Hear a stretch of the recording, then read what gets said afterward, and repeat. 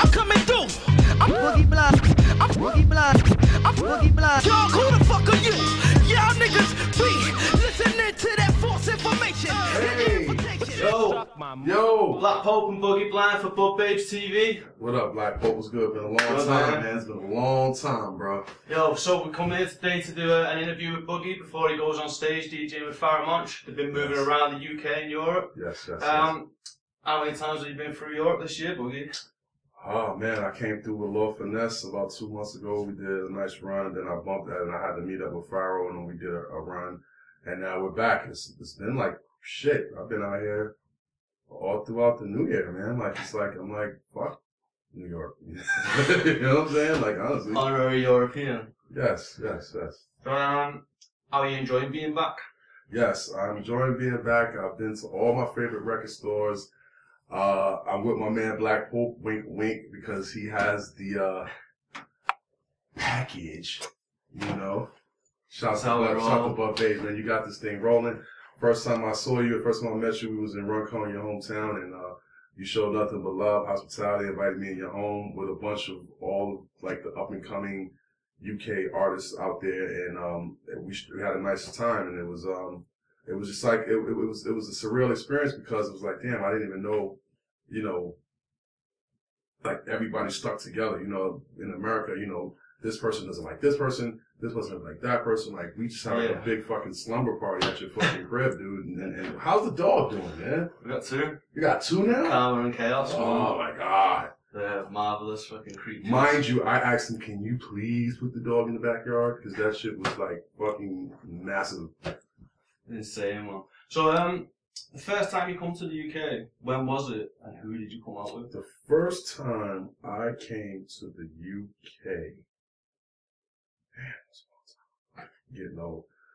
First time I came to the UK, I want to say it was with the Executioners, and at that time I just come off of like winning a world championship battle, 2001 Best Sex World Championship, and then I did the DMC, and one of my best friends, and bless his soul, Grandmaster Rock Raider, was like, look man, you want to sit in your house and scratch for 6 hours, or you want to come out on the road and make some money? And this is what I've been doing since then. But that first initial European tour was with the whole group, and at the time, you know, they were signed to Loud Records, and I was a part of the whole process. But at the time, I was just DJing on my own. But that whole experience, I wasn't really DJing. I was like, I just had a job. I was like sound man, set up the needles, get the records, make sure everybody's downstairs at the hotel on time. You know, just it was just experience, man, and it was one of the best times of my life, and I really enjoyed Europe, and I became more of a record junkie because I was seeing records that I haven't seen in years, and I was like, records, all my per diem, records. Give you a bit of invigoration. Yes, to stay motivated, you know, and as you can look on my bed, Europe is more records. It's like fucking terrible right now.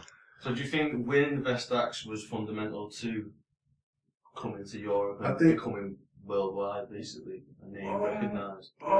I think that was definitely a stepping stone. Definitely, I definitely think that was a stepping stone. But I think I just had a little bit more in my favor that I actually knew Rock Raider, and he was my friend. Like besides the Executioners or whatever, he was my friend. Like he lived on the 7th floor, I lived on the 8th floor.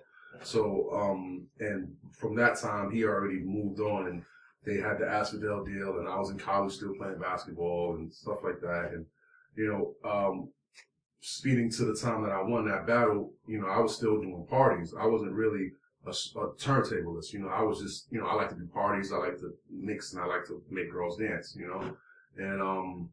And shout out to my boy LV, that kind of got me out of the whole playing underground hip hop everywhere I went. I gotta say that because I cleared dance floors for a long time trying to keep it real. You know what I'm saying? So I just want to say that to my boy LV, Grind Music, LC and all that. So what's your favorite location you've played since you've been gigging? I definitely love Europe, just throughout Europe. I can't say the UK because there's so many places and there's so many people I know, and I feel like I'm gonna leave people out, so we won't do that. But definitely the United Kingdom, I love here. I love Copenhagen. I love fucking, Ireland. I love just Europe as a whole. Like, it's just so liberal. It's more, people appreciate the value of having talent more so than, marketing or false advertising. Whether you've got the right PR. Yeah. So it's kind of like, and you can't come out to England as a artist and do like a shit show, or come out to England as an artist and rhyme over your vocals, or you can't come out to England and pretty much be a dick because you'll never come back. You've got to show and prove. Yeah, because everybody, and the thing about Europe is no matter where in Europe, well, especially the UK, study so much, that it's pretty, it'll be fucked up if you come over here and you don't show and prove, or you're not a people person, or you're like, no, I'm just going to go to my hotel and I'm going to go to McDonald's because I don't know what this food is, and shit like that. It's a very, very good learning experience as far as Europe as a whole. Like critical, but also much more appreciative at the same time. Oh yeah, they'll tell you suck quick. Like they'll fucking, you better forget it. Like I said, you can't come over here and be half-assed because you never come back.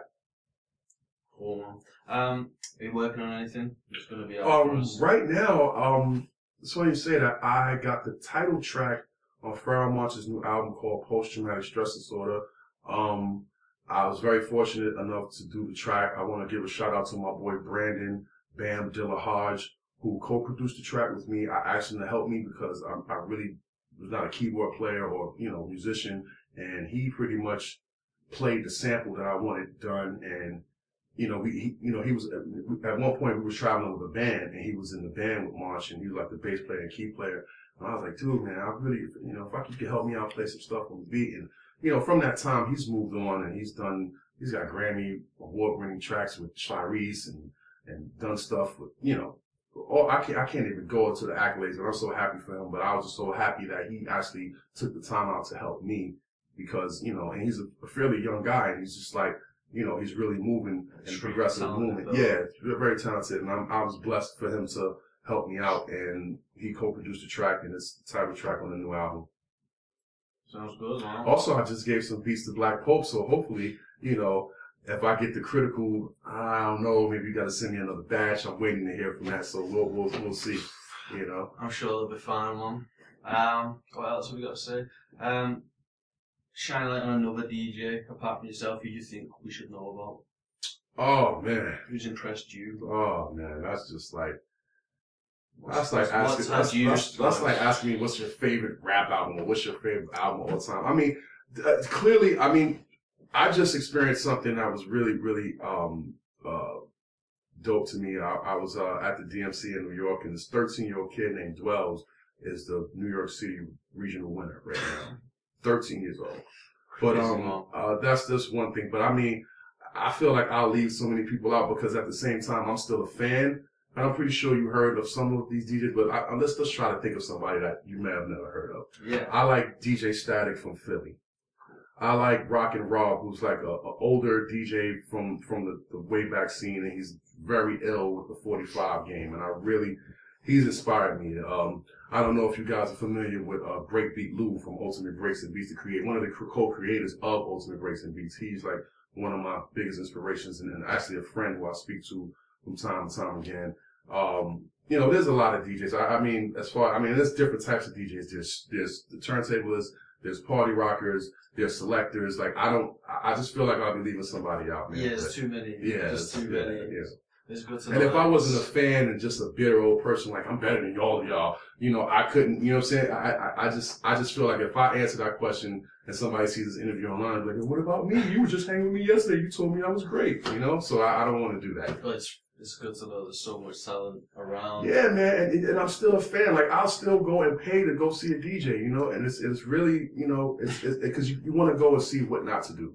And what you can do and what you can add to your set and stuff. It's kind of like a constant assessment. I find as an MC, you're watching, but you're also assessing everything you see in the crowd, seeing what works, what doesn't, all that kind of thing. It's like a constant evolution as an artist. Yes. An obvious one. What are your feelings on the cannabis laws coming in across the US?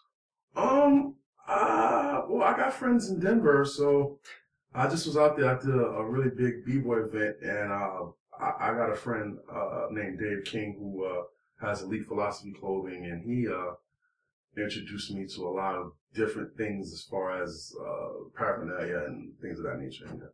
And I wanted to be more liberal, but that's more like a California thing. Like I've always thought Amsterdam was like the greatest place in the world, and then I went to California and I was like, what the fuck is going on here? I can't smoke this shit till after 6 o'clock. Like I can't do this shit during the daytime.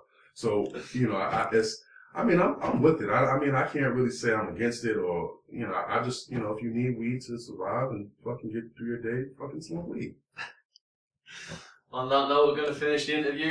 That's Thanks, it? Boogie. Yeah. Damn, man, I thought you got 3 pages here. I'm sorry, you didn't get through the whole shit. I'm not that important. This is my dude, Black Pope, right here. This is a real, genuine, straight-up dude. Shout out to Buds and Babes. I really appreciate this, man. Thank you for taking the opportunity to even have me here and come in my hotel room and kick it with me, man. And shout out to the lovely lady behind the camera. Well, we've got one more question. Okay. If the police were to raid a show where you were playing and you had weed in your pocket, what would you do? I would do like I did at Runcon and throw that shit as fucking far as I can. You remember that shit? And they was like, dude, you're fine. I was fucking petrified. That had to be the funniest shit. I'm like, wiggy, wiggy, wiggy. And the fucking cops came in, and I'm like, oh, that's the candy jar. Let's put it in here, and maybe I can come and get it back later. But yeah, that was fucking hilarious, man. So these guys drove me to my gig from there, and they were fucking ragging on me the whole drive. They're like, Boogie, were you scared? I'm like, yeah. Fucking hell. Black Pope, Boogie Blind, BudBabes, UK, BudBabes. coming live. Peace. Peace.